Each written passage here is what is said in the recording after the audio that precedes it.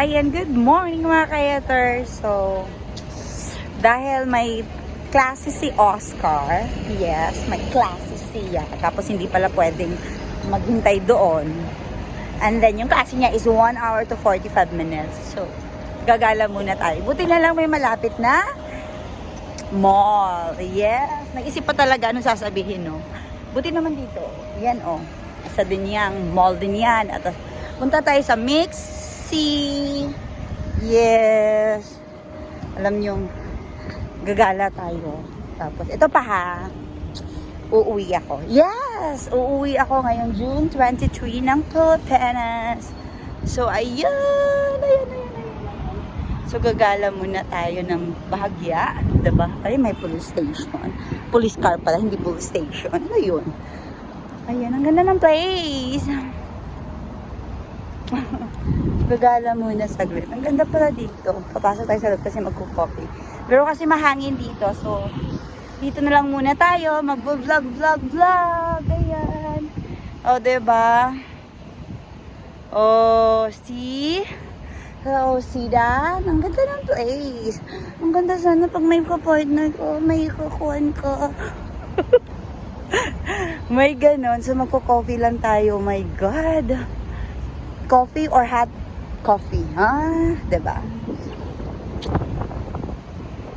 Ayan. Dito na muna tayo. Uupo tayo. Uupo lang muna. O, diba? Tapos, ay! Oh, see? Ang ganda ng place. Look at, oh. So, yun na nga mga kayaters. May plano tayo, di ba? Uuwi na ako. Yes, uuwi na po ako sa June 23. And then, may plano tayong baka hindi na bumalik, hindi na muna babalik. I don't know bakit yun yung nararamdaman ko. Kasi parang 10 years na ako nandito sa China. Yes, 10 years na. Ay, tapos basta bigla lang yung, siguro homesick lang tong nararamdaman ko. Na gano'n na parang empty, lonely, parang ganun. Pero ganun naman talaga, nasa stage talaga ng life natin na dumadating ang ganung mga pakiramdam or yung something na parang may gusto ka pang gawin, yung may gusto kang yun nga, may gusto kang gawin, may gusto mo na may mangyari sa buhay mo or yung may gusto kang makamit or something, ganon. But I hope na mahanap ko yung sagot, 'di ba? Kasi kahit ako medyo hindi ko alam kung ano talaga yung hinahanap ko. Ayun. So parang yun lang.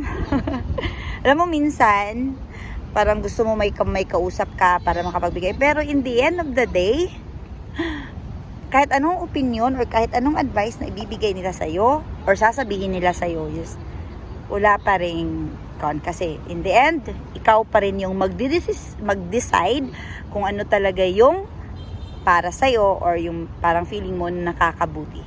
So kahit anumang desisyon na gagawin mo, mali man or ano, wala, tatanggapin mo. Kasi yun yung mga desisyon na ginawa mo sa buhay mo, diba? Ayan, airplane.